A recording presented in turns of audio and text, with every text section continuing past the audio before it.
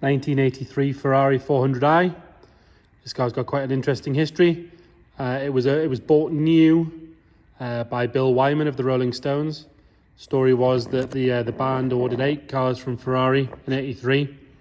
They were all collected by the factory, or from the factory, sorry, by Alan Dunn, who was the band's manager.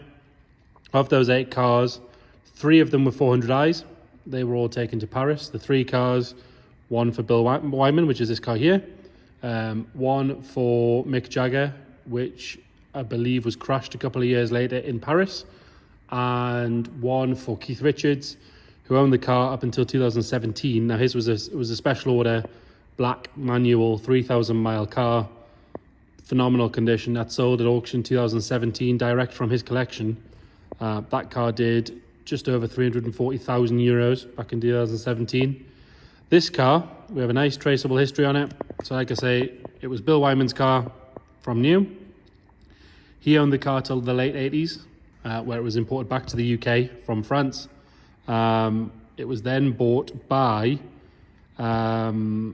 the producer of a load of movies, by a guy called Eric Fellner, sorry.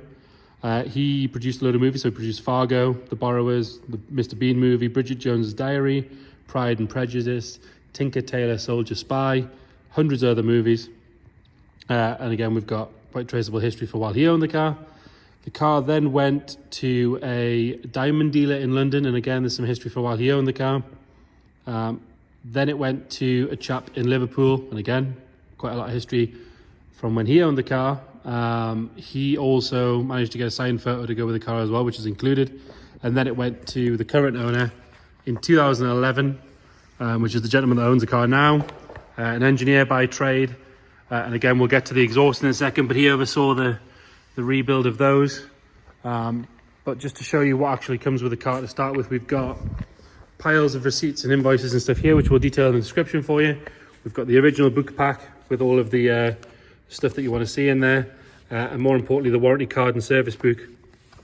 And again, I'll just cover the address there. But we've got Mr. William Wyman, and then that's the signature of Alan Dunn, who collected the car at the time.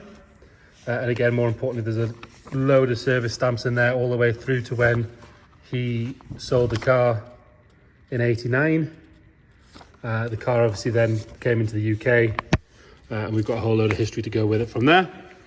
So again, nice traceable history.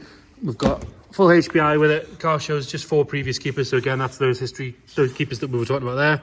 And it also shows the start date of the current keeper, 2011.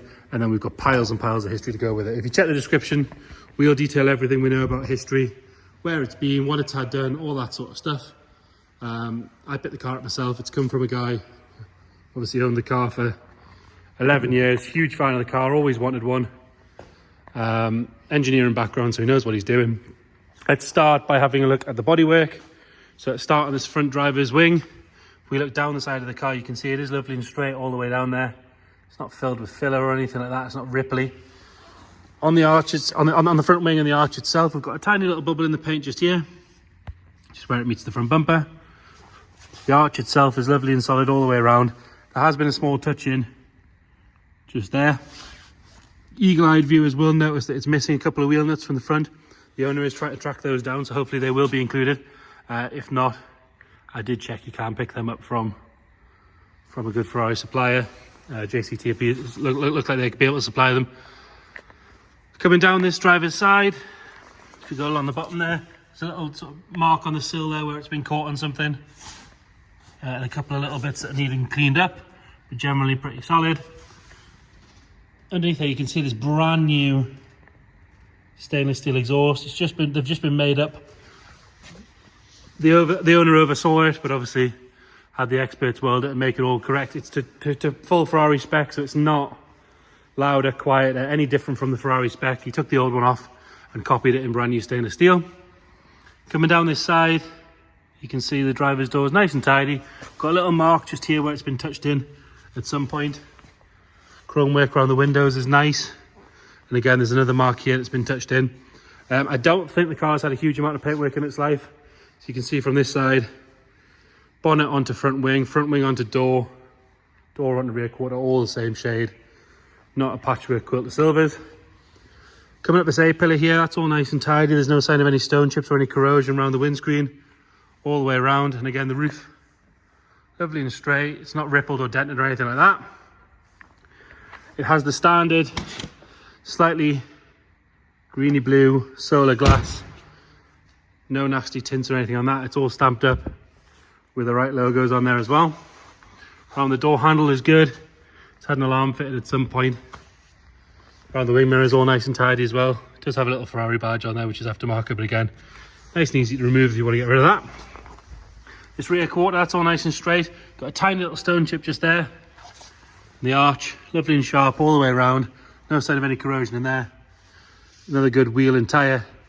The rear ones do have all of their wheel nuts, and it's got the correct spec and size tyres on it, so it's not running oversized or undersized or anything like that.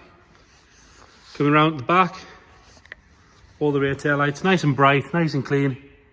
No cracks or any signs of any moisture in those. And obviously that new exhaust sits lovely and straight. You can get right underneath and have a proper look at it. You can see, really good. And you can have a better look underneath. I know it is dark, but it is nice under there. Did have a good look while it went up on the truck. Rear bumper itself, nice and straight. You've got one little very faint scuff there, but I am being particularly picky there. All the badges are good. They've not been rubbed away by a sponge or anything like that. And you've got a little chip in the paint just on the leading edge of the bonnet there. Sorry, boot lid. Rest of the boot lid, nice and straight. No cracks in the badge. Quite often these will sort of snap. But that's all good. Around the screen on the rear is all nice and straight as well, as you can see. You can get a good look at the parcel shelf as well there. It's not faded or sun bleached or anything like that. And then moving up the passenger side, looking up that, lovely and straight. Like I say, not full of filler or ripples or dents or anything like that. This lower half of the rear quarter, that's nice and tidy. The exhaust follows that profile perfectly, just like it should. Body lines, as you can see, are nice and sharp all the way up. Little scratch just here where someone's caught it probably with a fuel filler or something like that. And you've got a couple of little blebs just on the arch there. Not breaking through, lovely and solid. Whole arch itself is actually really sharp all the way around. Another good wheel and tyre. Around the windows on this side are all nice and tidy. All the chrome works good. And then you've got a little bleb again just on this side, same as where the other side is. And then coming down the A-pillar is all good. With a little Ferrari badge on there again, you can take that off if you want to. Nice and tidy on the door until we get to this bottom piece here where it's been caught on something. It's been opened on something there and just sort of dented it slightly, so that wants a repair. And another little parking ding there. The sill has a couple of little surface marks on it, but again it's nice and solid. You can see the floor, it's all good from there as well. And more look at that exhaust. I'm going to stop going on about the exhaust now because you must be bored of me talking about that. And then front wing, all the correct badging, nice and sharp on the arch again. You've got a little mark just here and a scratch just there, but I am being quite picky with them. And then coming around on the front, we've got a scuff on the front bumper corner there, and another one on this side where the paint's flaking slightly. Both headlights are good. There's no sign of any cracks or moisture in those. The lower half of the bumper's tidy. Again, underneath there, all good. It's not throwing any fluid out or anything like that. It's been with us about a week now. It starts on the button every time. Nose cone's good. Not looking at lots of stone chips or anything like that. And the bonnet itself, lovely and straight, as you can see. No ripples or dents in that. On the bottom of the windscreen, all nice and tidy. Right, moving on to the interior. So for me, the spec on this car is lovely. Silver, it's unassuming, it's not flash. You get away with it on these sort of 4-seat Ferraris. And then you've got this lovely 80s two-tone blue interior. Driver's door card, lovely and tidy. There's no sign of any real wear on the top there or on the armrest. Electric mirror switches on this side. Door shuts nice and clean. And then the seat has about the right amount of wear that you'd expect from the age of the car. Tiny little bit of sort of grain marks on there, but actually a good leather restorer would clean a lot of that out. Seats are still lovely and firm. They've not collapsed. There's no actual wear on any of the stitching or anything like that.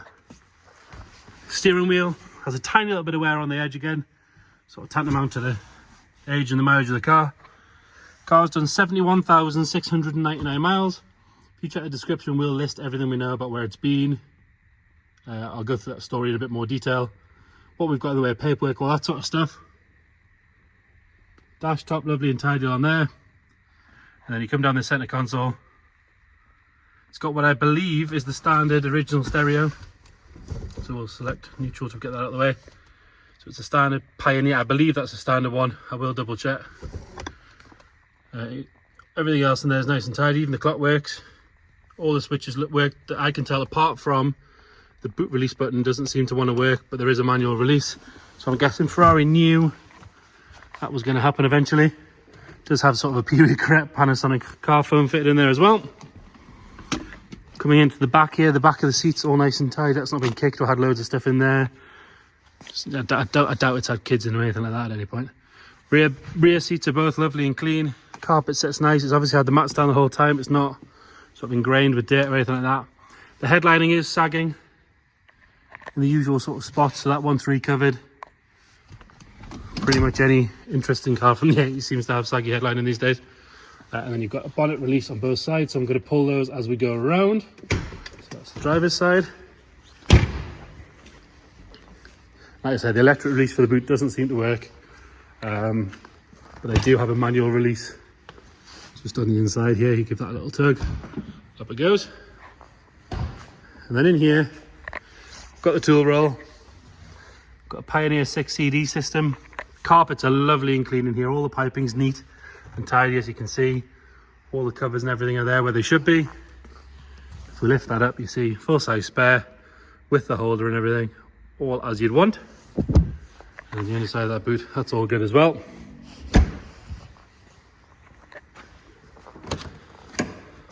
Moving on to the passenger side, again the door card lovely and tidy, no real wear on the armrest or the tops or anything like that. And this passenger seat lovely and clean. No sign of any ingrained dirt, there's no funny smells in here, there's no moisture getting in. Back of the seat on this side, lovely and tidy. The same story in the back as well. We'll pull that bonnet release on this side, so like I say, it's got two releases. Dash on this side, lovely and neat along the top. There's no real sign of any sun bleaching, any wear or anything like that.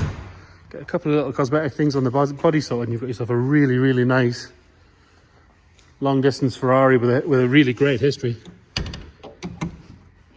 To excuse the dodgy camera work while we get this pulled up. So there you have it. That fuel injected V12. If you're gonna have a big Ferrari, it's got to have a V12. It should be the rules. Lovely and clean in there. Nice and standard. It's not messed with. It does look like it's had leads recently, but they are all numbered, which is obviously a sign of good workmanship. And it's the last time I'm going to mention it. It's had the exhaust recently done. They are very, very expensive to replace. Flicking through the history, it's had loads done to it as well. It's had all the right maintenance done. Again, we'll detail that in there for you, in the description, sorry. So we'll get it started up.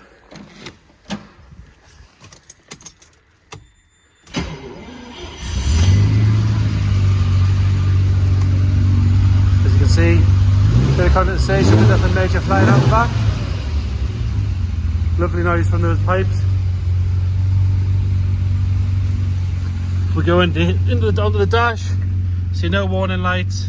Got a fuel light on, we'll put some fuel in it. But other than that, happy as Larry. Like I say, we briefly driven it down the road. It seems to go through all the gears nicely. It was in pretty regular use up until it came here. So there you have it. An interesting Ferrari 400i. Really exciting history. Any questions, please get in touch. We're open 6 days a week for viewings. We can do Sundays as well by appointment. Just let us know when you want to come. We'll make sure someone's here. Start the car up, go right around it with you. If you can't get to see the car, again, let us know.